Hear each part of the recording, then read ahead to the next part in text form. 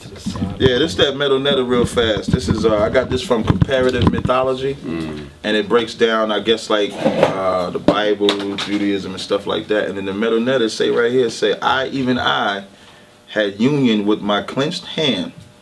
I joined myself in an embrace with my shadow. I poured seed into my mouth, my own. It's in metal netter. It's and look, when they say I poured seed, it look like the rod coming up. it's like that's in metal netter. So I didn't here. Please get this out of my hand, please. Yeah, that's why they call them Egypt swallowers, not Egyptologists. They swallow sperm. Listen, Jonathan Owens said they believe you can get pregnant in your own mouth. What'd that tell you? You get this, but these the high science niggas. That's why. That's why make the Bible trumps it all, because Leviticus the 18th chapter say after the Egyptians don't do. Right. So when you see them sleeping with their own sisters, that's because they was doing it. They brothers, that's because they was doing it. Homosexuality, they was doing it. Right. If they believe you can get pregnant in your own mouth, how you think they was coming up? What do you think they was trying to do? They was busting in their own mouth to try to get pregnant.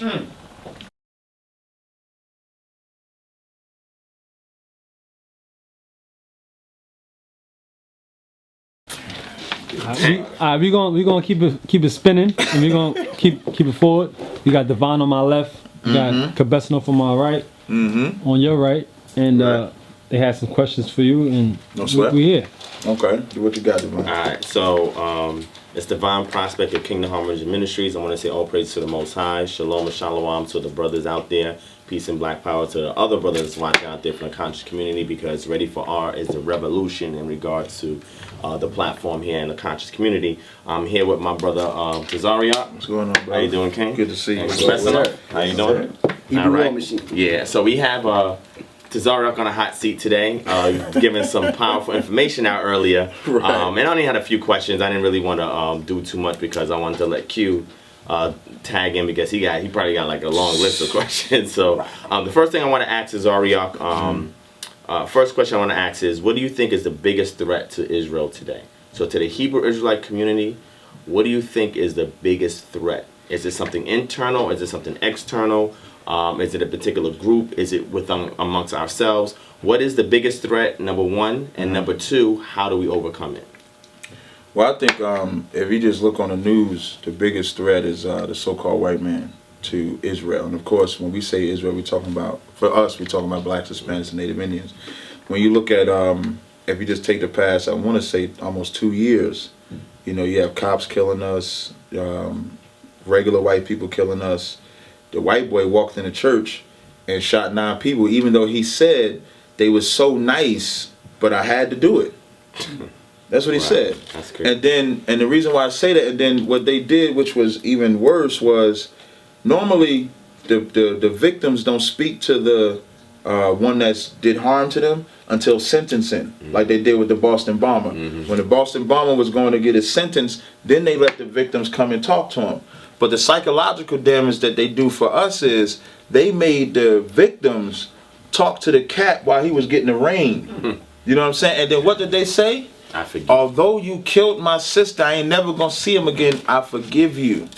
You understand? So and that's the fear that we have of white people.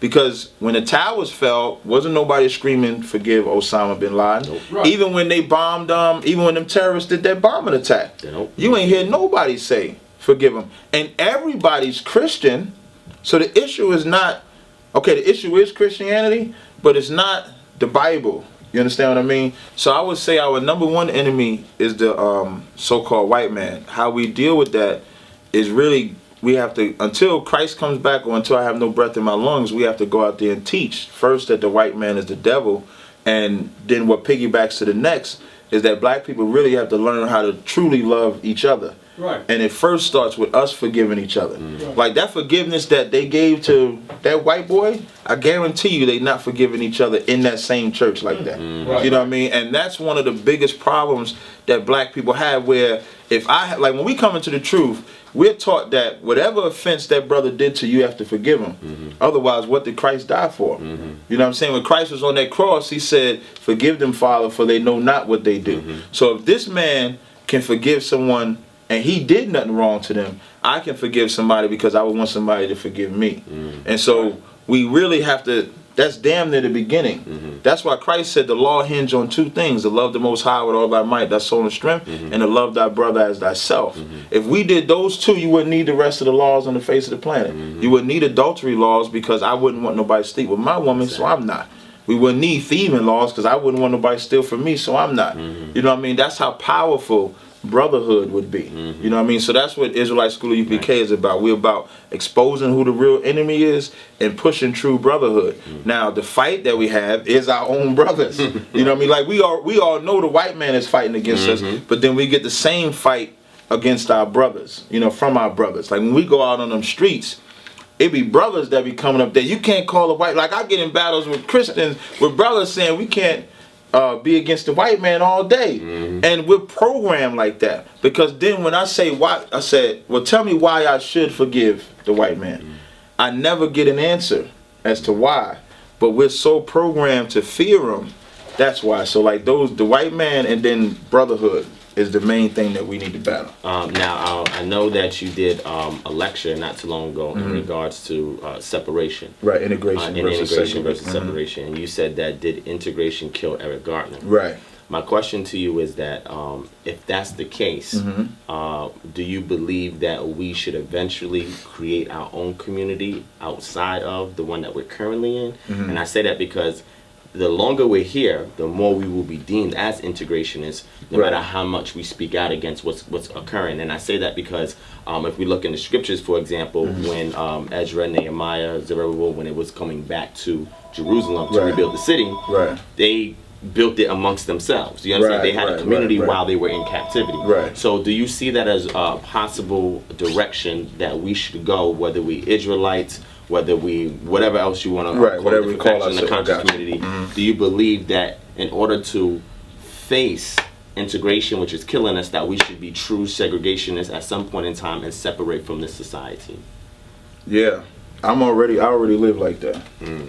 Now, as far as a community, please go into how you already live like that, because this is vital information. If you can. Okay, no sweat. To live like that part first or his part first? No, live like that part, and you know whatever you feel comfortable with. The reason why I say I live like that already because I live in this society, but I'm not of this society. What I do with my best is only try to support my people and everything, and anything that this society goes along with, I don't. Abortion is legal. I don't live that way. Being a faggot is legal. I don't live that way. Joining a military, the white man system and stuff like that, I don't live like that. You understand? Now, to elevate it, I don't think that, okay, for example, take Harlem, for example, right? We can get the white man out simply by just boycotting his stores. You understand? And then we would take our city back. Want me to give you the proof? It's black stores in Harlem that we don't go to. It's black stores that, like, it's not like we can't get a business open in Harlem. It ain't no surprise that most of the black stores or black businesses in Harlem are on the damn street. You know why? Yeah, because nobody is going into the store of that black-owned business, but they do go into the white-owned business. So it's not that we can't do it, it's just that we just choose not to. Like if a brother opened a store, nobody go into that because they so used to the white store. Or with program, like entertainers, like really they sure die. I mean, I can't really wish death on Israelites or anything like that. Or they should at least be moved out the way. Because we're so influential. So we're so influenced by what a famous rapper says, or a famous actor says, or a ball player says, that we'll buy what they say. You know what I mean? As opposed to that brother that got that store in between Macy's and Best Buy. And his store could have the best things for us. But we won't go to that store because we've been programmed.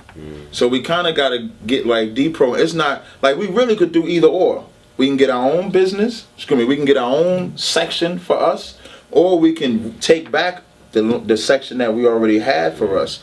But if we don't lose the mental slavery that we're under, neither one of them are going to work. So I wouldn't say I'm pro or con either one of them. I think we can do both of them. Well, let me ask you a question. So if you caught wind that there was an Hebrew Israelite community that was off the grid and that was totally separate from this society, would you encourage Israelites to do that, or would you encourage them to stay where they're at and take over their community, or it would depend on, I guess? It would, for me, it just would depend on how they living. You know what I mean? We don't want to go into like Tazaryach or nothing like that. You understand? That was a stab on purpose. We don't want to go into a Jim Jones type of situation, or what's that other nut? King Noble? Is that his name? Is that his name? Are you talking about the one in Georgia? Yeah, the one with the dreads. What's his name? Am I saying the name right? King Noble? King Noble, he's the one in Georgia. Right. He off the grid too, though, right? He's off the grid. Yeah, I wouldn't join him. Hold on. In what aspect is he off the grid? Because Devon and I were talking about being off the grid as well. At least the concept of it, where when I'm saying off the grid, anybody can go off the grid, but you don't want to go into a cult off the grid where you worship in one. That's why I named like Tazaryach, right. Jim Jones. Tazaryach was that Brother was Polight, York's master child teacher. Place. Oh, child. Okay. Yeah. He molested kids. Come on, man. Yeah, right. Come on, man. He like talking about. Let me tell you. Let me sidebar just for a second. Polight like talking about the former heads of ISUPK. He like talking about all these different factions. He like talking about GMS. He like talking about GOCC. He like talking about all of them. I've yet to hear him condemn all that homosexuality that his father was doing. I've yet to hear it. I've yet to hear him talk about, and he's been a child molester since '64. He got statutory rape charge that you can look up, 1964, of a 13-year-old girl. Now, he always talking about the Israelites, and he got on Prospect saying, why don't Prospect, why you don't condemn them, why you don't battle them publicly or separate yourself? I've never seen him come out and bash the Nubians. I've never seen him do it, or anything like that. That's just a sidebar. So when I'm talking about when you in your own zone or off the grid, I would just want to analyze what does that mean. Like if they just simply keeping the law, statutes, commandments, building their own buildings, growing their own food, making their own clothes and stuff like that, I would not be against that. I would be for that. But if I go there and they got one cat that they idolizing, or one cat that he get to sleep with all the teenagers, you know what I mean? He need to have all the babies and all that other stuff, and you got to worship me, then I'm not for that. And that's what I've seen with a lot of them. Not saying that you don't know of one, but the ones that I know about, it's all like that. I want to ask you a question. So you're not into idolizing. So what is it that General Yohana play? Like, what does he play on your heart and your psyche? Is he somebody that you idolize, or? No, I don't idolize no man, period, including Commander Jenny Yohana. Right. I follow Commander Jenny Yohana because that's who the Lord set up to lead this nation. And if I could just talk about Jenny Yohana for a second, he didn't even ask for the position, which most men don't that get that position. Moses didn't ask to be the leader of the nation.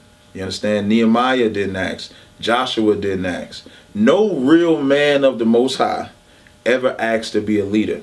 Moses didn't even want to go. He didn't even know how to talk. A lot of people don't talk about that. He had to bring Aaron with him to do some of the talking for him, because I think he had a lisp or something like that. So he had to bring Aaron to do the talking for him, but Moses was the leader nonetheless. So then you have Commander Jenny Yohana. Now when Commander Jenny Yohana came into the school, there was already leaders there. He became the man in charge because they all left. So by default, he would be the man in charge.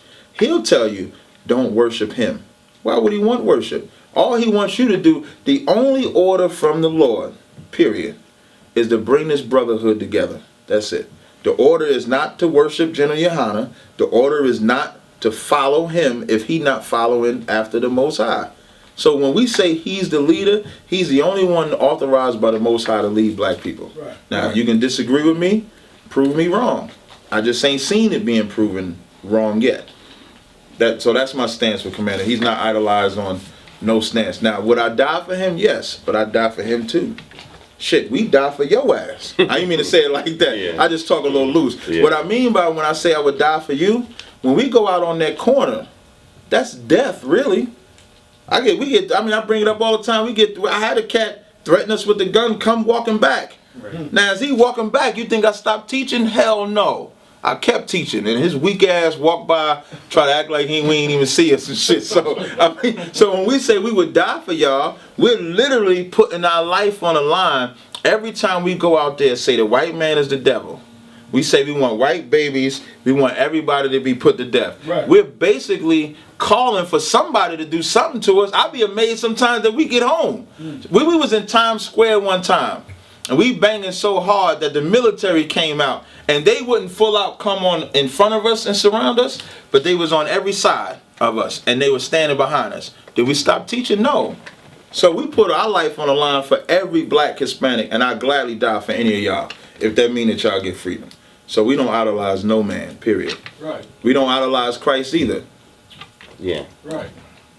I don't know. This brother right here, I can keep going all day. I don't want to cut your time. I want to ask you stuff too. That's why I want y'all up there. Okay. Yeah, well, you know, I want to see Divine every time. All right. So the last thing I'm gonna ask you. I understand what you're saying in regards to the community, because your thing is you don't want a community to be started off the grid, and it's because somebody is really a cult leader. Right. Leading people, you know what I'm saying? So you were giving examples based on your perception of what these communities look like. Right. And you're saying that if it seems that way to you, you would avoid it. So I got you on that. Right. So the last question I want to ask you is, if you would, like, let's say for example, there was a conference, right? Whatever the conference may be. If you could choose a subject matter for that conference that would bring people together, what do you think is the most pressing issue that you would support if you were invited to speak at a conference? Black on black crime. Okay, elaborate on that. Black on black crime, from the drug dealing, the murdering, the abortion, our divisiveness, gun violence. Like, I think that needs to be fully addressed. You know what I mean? Which is not being addressed. A black man and black woman, how do you fix that house? You know what I mean? Because it really starts there. The protector is not in the house no more. That's the black man.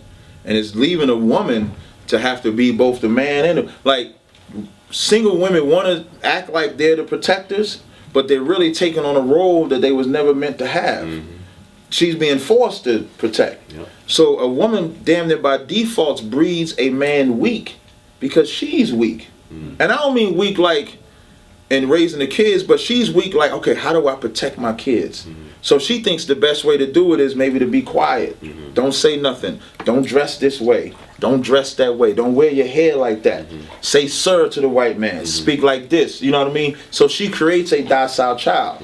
Now, of course, I'm talking about the majority, not the minority, because you got some that are different. So fixing a black household. How do we fix a black household? Like, I think those would be the most pressing issues that we need to address. Because although the white man is a devil, I believe the Most High is more powerful than the so-called white man. I believe that we're more powerful than the so-called white man. We just lost our way. We just lost our identity. So how do we get that identity back? We take those strong leaders that you're talking about. We take those strong leaders, men in positions of power, and they really have a love for black people. We would start really addressing black issues, which ISUBK will be doing. We got a lecture I think we're going to do in September that I'm working with Joel on, that will address real black issues, real black problems. And really, until we start doing that, we're never going to fix nothing amongst ourselves. And really, after that lecture or after that speaking, when we go outside, we push it in our homes. We push it everywhere to really fix our problems. Other than that, we just talking shit. Other than that, we're just 3 men in the room with the brothers around us just talking shit. That's it. If we ain't doing nothing about it. So that's what I think about. Okay. You got a question on before Q? That was it? Oh, yeah, that was it. I was told, well, people suggested to me that I shouldn't put my opinions in the videos, but hell, I was ready for R, and I'm R. So I mean, in regards to black on black crime, personally, I'll say I don't know if I personally subscribe to that term, because I think it creates a level of fear. And I know in other communities or other societies, white folks kill white folks, Asian folks kill Asian folks. Now, why do you call it black on black crime?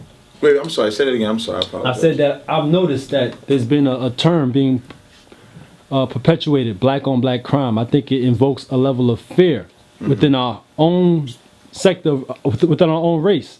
So I'm saying, if I live next to you and I harm you, it's a crime, or it's something wrong. If a white person lives by a white person it's also a crime. But there's no label called white on white crime. There's no label called Asian on Asian crime or yellow on yellow crime. So why are we promoting black on black crime? Because I only care about black on black crime. Right. If white people killed other white people, let them kill other white people. If Asians want to kill other Asians, let them kill them. Shit, I wish white people would start killing more white people. Right. Let them kill each other, blow each other up, drop a bomb, and then they be gone, and just leave it to us. So when I say black on black crime, I only care about my people. Right. I could care less what the Chinaman do, what anybody else do. So if I see a brother harming another brother, I got checked for that too. We in front of the damn camp. Y'all remember when the big brother was gonna beat up the little brother? I broke protocol to break the fight up. He talk about he a blood. I said, yeah, I'm a blood too. Your blood. Stop fighting the brother or whatever and break up the fight. Because I care about black on black crime. I care about black on black issues, period. Black people is all I care about. So I give a damn about no damn white people. When Hitler killed them Jews, he should have killed them bastards. I wish he'd have killed. If he'd have killed all of them, they wouldn't be in Israel right now. He didn't do enough killing. So that's how I feel about anything white on white. All right, well, that was pretty clear. We're gonna. I want to touch on the self-sustaining, or what Devon was talking about, living off the grid a little bit. But I do want to talk about your program a little bit, Devon, because I don't think we talk about that enough. And I know you're in and out of many Hebrew cultures, and you're very objective. But I think that you have a solution, or at least remedy to certain issues, real life, real time issues, debt, credit. Speak on that a little bit. Yeah, okay. Well, I mean, in regards to Kingdom Harbinger Ministries. Yeah, in regards to my organization, Kingdom Harbinger Ministries, what we try to do is that we try to extract the precepts that's in the text of the Bible and try to find a practical way to apply it to our people. When you read the scriptures, especially in the Torah, you'll hear a lot about the Jubilee, okay, or about the releasing of debt, the releasing of prisoners, etc. This is something that is in the text itself. So what we do is that we analyze the text and say, okay, you know what, this precept is here. If the Creator Most High put it there, then why are we not applying that today? Why are we not alleviating ourselves of debt? You know what I'm saying? And forgiving one another in regards to the debts. Make sure that we minimize and even get rid of usury altogether. How are we applying this in real time in our current society? So that's why we've created a system whereby which we're examining the infrastructure of quote-unquote finances and commercialism here in America, and trying to get at the root as to why we're in so much debt. And what we discovered is that everything is based on contracts. And even if you read the scriptures, it deals with covenant law. Okay, contracts is something that is very, very, very important that we should be aware of, so that way we can find a way to get ourselves out of these chains and shackles, so we can have more independence when we go out there and we speak about the things that we don't like. We don't have to support it, because when you're in debt, you're a prisoner. So the solution is, how can we get our people out of debt? If the precept in the text talks about a jubilee, how come we're not getting our jubilee year? So we have to find some way to take what the text says and put it into real-time use and get the results that the Most High intended. So that's one of many programs that we offer. I mean, I'm working with R and a couple other brothers. We also offer naturopathic health plans, because if we're going to speak about Obamacare and the things that Obamacare entails, then do we have a supplement? Because if we don't have a supplement, then all we're doing is talking about one system, and then eventually we're going to have to go to that same system. So we have to create another system, and then once the system is created, find a way to make it universal in regards to all the indigenous people here in America, and be able to buy into it, be able to promote it, so that way we can have our own health plans, depending on, you know, whatever a person's finances may be, whatever their ailments they may have, and we have to be able to create these systems ourselves, so that way we could be truly independent in a sense whereby which we don't have to rely. We have to also encourage home births if possible, homeschooling if possible. All of these things, we're taking back our lives, so that way we could be more sovereign when dealing with the text, as opposed to going to the state or big brother and asking for permission before we do anything. You understand what I'm saying? So when we create these independent ecosystems, now we have an opportunity, when we talk about living off the grid, to have our own communities, because the communities that Tazaryach I spoken about earlier, the reason why they can do those things is because they own the institutions in their community. You know what I'm saying? So once we start to own the institutions in our own community, then we could do things. For example, we start a naturopathic health clinic, and then we would get everybody who did black business to come in and gave them a discount for doing so, as opposed to going, let's say, to Harlem Hospital or any place like that. we will be able to have an ecosystem ourselves, so that way we can make change in regards to health in our community. But if we're going to Harlem Hospital when every time we get sick or something is the matter, and we getting help or even suggestions from the staff that's there that we know is not nobody black owned, and their objective is to first put forth eugenics and to keep us sick and to manage our symptoms until they make money, they don't care nothing about healing us as a people. So we have to create a counterculture so that way it can sustain us while we're here in our captivity. If we don't, then we won't have the liberty to fully to worship the Most High the way that He intended for us to do. So this is why we offer these practical programs, because we want to give it to the community so they can see that the stuff in the text is not just something that's just ancient knowledge that we can't apply today, but we find a way to transmute it into information that we can take practically today, apply it, get the results, because that's what the Most High intends for us, because we should have some quality of life until we get redeemed out of this captivity. You understand what I'm saying? At least that's how I see it, and this is why I try to promote with the brothers, so that way when they come to lectures they can have more clarity of mind to receive the information, because they're not thinking about in the back of their mind what they got worried about when they go home. You understand what I'm saying? So we also encourage the carpentry aspect, and I'm getting into earth ships and seeing ways that we can implement earth ships. And the earth ship, just in case somebody doesn't know about that, self-sustaining home. It's a self-sustaining home. So that way you don't really have to go outside the home for any of your needs. You use everything that's in nature to sustain the home. Right. And if we can create these systems which you can make for at least $20,000 yourself, that's self-sustaining, that you have no utility bill, okay? You don't have to worry about any plumbing or anything like that. It's a self-sustaining ecosystem, and if we start to create more of these in communities that's off the grid, now we're taking more money away from the so-called white man, who we call the oppressor. We're taking money out of their pockets. You understand what I'm saying? So they're going to want to come back to us, but now we're nation building, and now they're going to have to do contracts with us. Or we can say, you know, we're not dealing with you at all. We good where we at. And when we're able to get a stance like that, then we can fully worship the Most High, because we don't have all these other hindrances that's preventing us from fully giving ourselves over to Him. So I say that because it's not an imposition of our particular belief system on other people. What we're saying is that because we have this text, we're trying to find a way to show you how not only can it alleviate you spiritually, but socially, politically, health, economic-wise, it can do more for you than just build you spiritually, because there's other precepts in the text that can build us as a nation of people, create a government, and also give us our own institutions so we can be self-reliant and independent. Right. So with that being said, you know, you're not a part of UPK per se, but you are Hebrew. Yeah, and I'm wondering, is there any way that the UPK and Divine Prospect could do future things together, where you have your practical solutions, the solution that you guys have on UPK, come together and make something work and show the public that there is some solidarity, and then what's more important, showing the actual results, because I think that is the results that people are actually attracted to more so than just rhetoric. Yeah, and what I'll say to that is that you have to look at how a nation functions, right? Nations have think tanks, nations have armies, nations have diplomats, nations have all these different elements. So let's say ISUBK is the army aspect or the military aspect. You feel what I'm saying?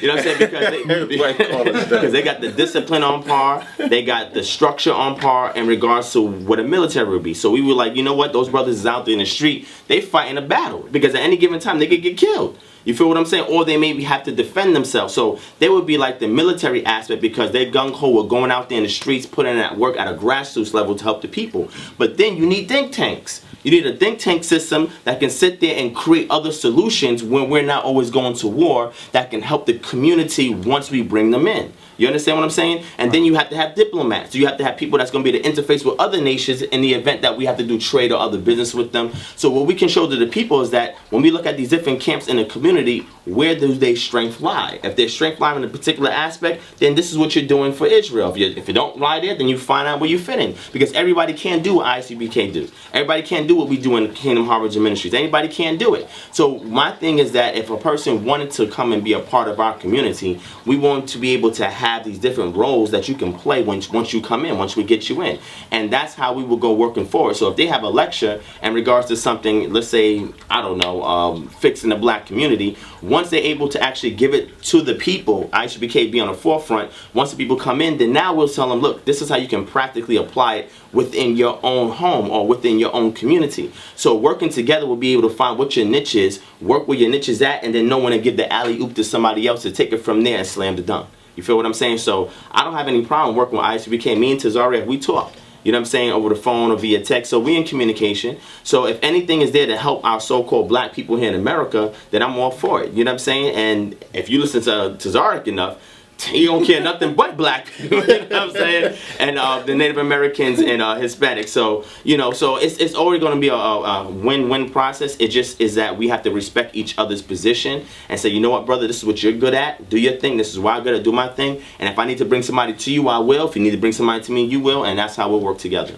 All right, man. You co-sign that? Because I know my man over here, Tazaryach, you know. What's the saying?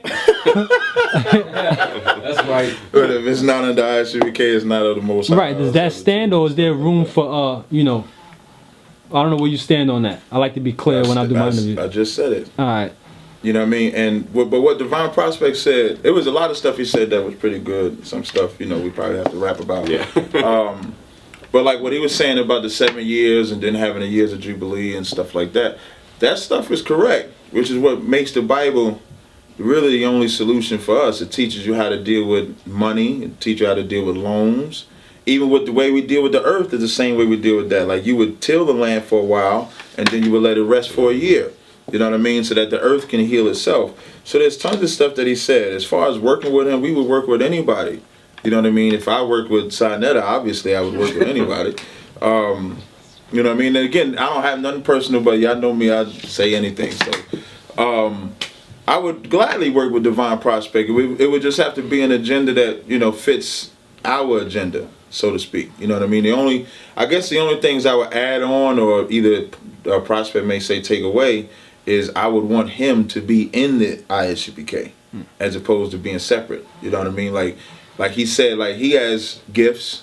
You know what I mean? We got all brothers in the school that have gifts. You know, we got teachers, builders, and stuff. The same thing. And he said, I would just say that why don't you just come into school? You know, why don't you just come in the body and let's just utilize it that way? I guess that would be the only difference, so to speak. You know what I mean? Take his resources, like all that shit he said, the earth, what do you say? What do you call that shit? The earth ship. The earth ship and sustaining. We'll take that from him. No.